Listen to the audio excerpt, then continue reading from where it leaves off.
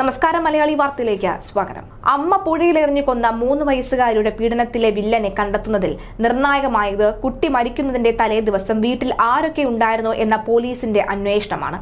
കോലഞ്ചേരി ആശുപത്രിയിൽ ചികിത്സയിൽ കഴിയുന്ന കുട്ടിയുടെ മുത്തച്ഛനൊപ്പമായിരുന്നു പിതാവ്. കുട്ടി അന്ന് ഉറങ്ങിയത് കൊച്ചച്ഛനൊപ്പവും. ഇതോടെ ആ ശരീരത്തിലെ മുറിവുകൾക്ക് അയാൾക്ക് മറുപടി പറയേണ്ടി വന്നു. മറ്റക്കുഴിയിലെ പെൺകുഞ്ഞിനെ ചാലക്കുടി പുഴയിൽ എറിഞ്ഞു കൊലപ്പെടുത്തിയതായി കുറ്റസമ്മതം നടത്തിയ അമ്മയെ റിമാൻഡ് ചെയ്യാൻ ചെങ്ങമനാട് സ്റ്റേഷനിൽ നിന്നും കൊണ്ടുപോയതിനു ശേഷമാണ് പോസ്റ്റ്മോർട്ടത്തിലെ നിഗമനങ്ങൾ പോലീസ് അറിഞ്ഞത്. ഇതോടെ അമ്മയെ സ്റ്റേഷനിലേക്ക് തിരികെ കൊണ്ടുവന്ന് 1 മണിക്കൂർ ചോദ്യം ചെയ്തു. ഈ ചോദ്യം ചെയ്യലിലാണ് കേസിന് വഴിത്തിരിവുണ്ടാക്കിയ അറസ്റ്റിലേക്ക് നീങ്ങിയത്. ലഭ്യമായ വിവരങ്ങളുടെ അടിസ്ഥാനത്തിൽ പുത്തൻകുരിശ് പോലീസും അടുത്ത ബന്ധുക്കളെ നിരീക്ഷിക്കാൻ തുടങ്ങിയിരുന്നു. കുഞ്ഞുമായി അടുത്ത ഇടപഴകിയവരെ സംസ്കാര ചടങ്ങുകൾക്കിടയിലും നിരീക്ഷിച്ചിരുന്നു.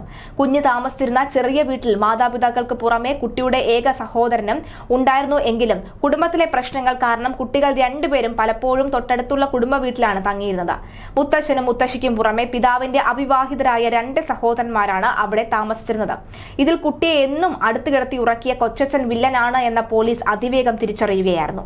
പോക്സോയാണ് കേസ്. ഈ കേസ് അന്വേഷിക്കുന്നത് പുത്തൻകുരിശ് പോലീസും അതിനിർണായകമായ ഇടപെടലും നിരീക്ഷണവുമാണ് ഈ പുത്തൻകുരിശിലെ പോലീസ് നടത്തിയിരിക്കുന്നത്. പീഡന കേസുകളിൽ ഇരകളുടെ വിവരങ്ങൾ പുറത്തു വരുന്നതൊന്നും തന്നെ പറയാൻ പാടില്ല എന്നാണ് നിയമം. ഇത് കാരണം തന്നെ പല നരാധമന്മാരും രക്ഷപ്പെടാറുണ്ട്. എന്നാൽ നിയമം അറിയുന്ന പല പത്രവും ഇത് ലംഘിക്കുകയും ചെയ്തിട്ടുണ്ട്. അവർ അറസ്റ്റിലായ കൊച്ചച്ഛന്റെ പടം സഹിതമാണ് 1-ാം പേജിൽ വാർത്ത നൽകിയിരിക്കുന്നത്. അറസ്റ്റിലായ ആളിന്റെ പേരും നൽകിയിട്ടുണ്ട്.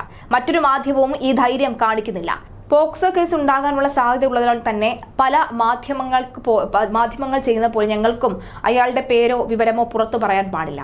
പക്ഷേ അയാളുടെ പേരും വിവരവും അതുപോലെ തന്നെ ചിത്രവും അടക്കം ഞങ്ങൾക്ക് വാർത്ത നൽകണമെന്നുണ്ട്.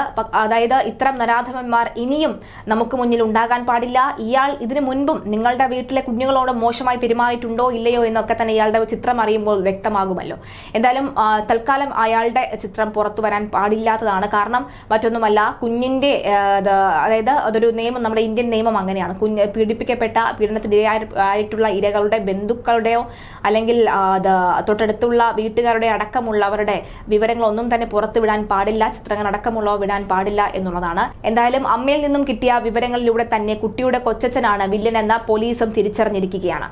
സംസ്കാര ചടങ്ങുകൾ നടക്കുന്നതിനാൽ തന്നെ പുത്തൻകുരിശ് പോലീസിന് പ്രതിയെ കസ്റ്റഡിയിലെടുക്കാനോ ചോദ്യം ചെയ്യാനോ കഴിഞ്ഞിരുന്നില്ല. എന്നാൽ ചടങ്ങുകൾക്ക് ശേഷം പ്രതി കടന്നുകളയുന്നത് തടയാൻ എല്ലാ മുൻകരുതലുകളും പോലീസ് സ്വീകരിച്ചിരുന്നു.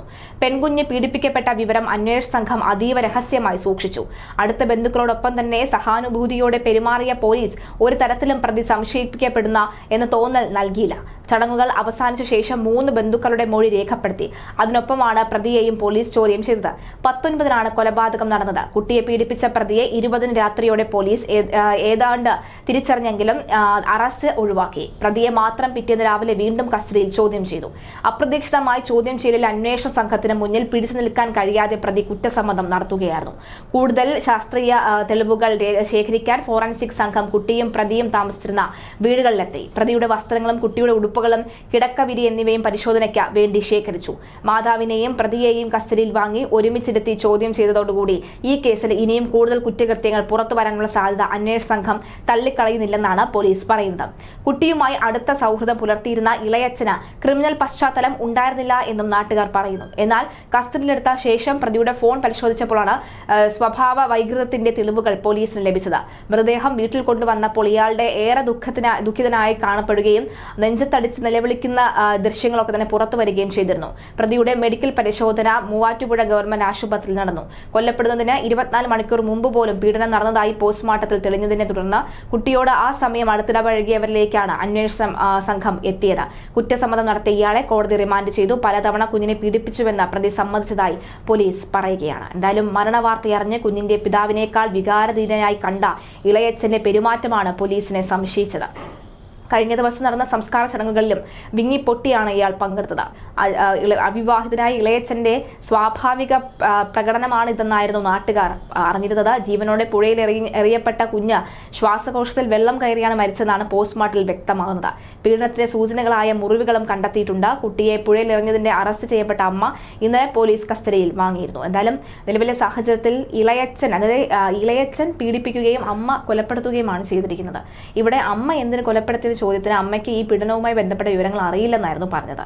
എന്നാൽ എന്താണ് കാരണമെന്ന് ചോദിക്കുമ്പോൾ അവർ പറയുന്നത് കുഞ്ഞിന്റെ അച്ഛൻ രണ്ടാമത് വിവാഹം കഴിക്കുകയാണ്. അതുമായി ബന്ധപ്പെട്ട് വിവാഹം കഴിക്കുമ്പോൾ തന്നിൽ നിന്ന് അകലും എന്നുള്ള ഭയം ഒക്കെ തന്നെ ഉണ്ടായിരുന്നു എന്നൊക്കെയാണ് പറയുന്നത്. അങ്ങനെ വിവാഹം കഴിച്ചാൽ കുഞ്ഞിനെ നോക്കാൻ വേറെ ആരും ഉണ്ടാകില്ല എന്നൊക്കെ പറയുന്നുണ്ട്. എന്തായാലും ദുരൂഹതകൾ ഏറെ നിൽക്കുന്ന ഒരു വാർത്തയായി ഇത് മാറുകയാണ്.